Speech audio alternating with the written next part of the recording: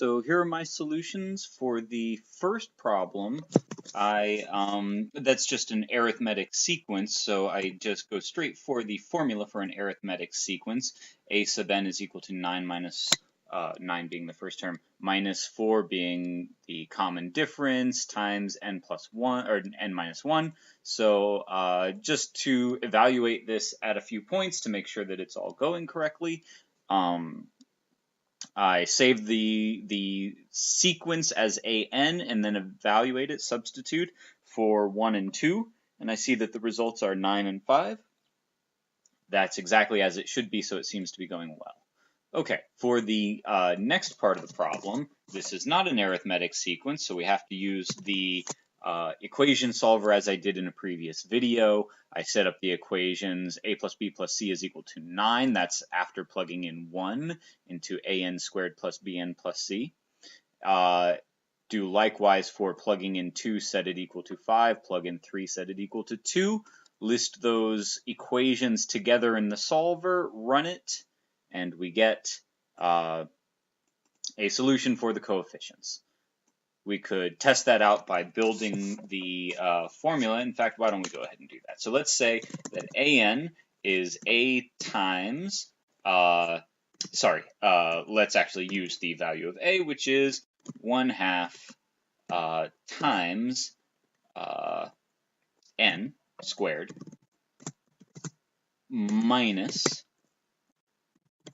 11/2 times n plus 14, and evaluate this at a few points. So let's say print a sub n dot substitute n for 1. This should tell us 9, and if we do it again for 2, it should tell us 5, and that might be convincing enough. Yes. Okay.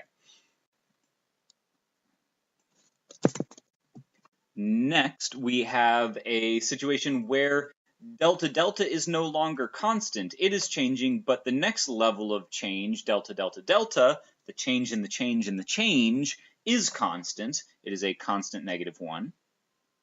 And we want to find a formula for this sequence. The sequence is here. So I've just marked off the time that goes forward, the values of the sequence, the deltas, and so on.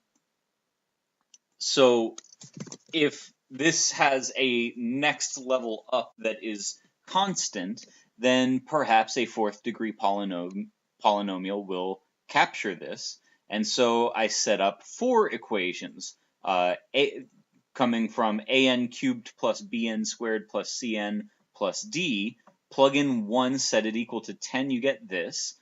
Plug in 2, set it equal to 5, you get this, and so on. We take all of that, put it into the solver, and we get this solution. And if you were to create the 4th degree polynomial with these coefficients and substitute 1, 2, 3, 4, 5, and so on, you would get 10, 5, 2, 0, and so on. I invite you to check for yourself.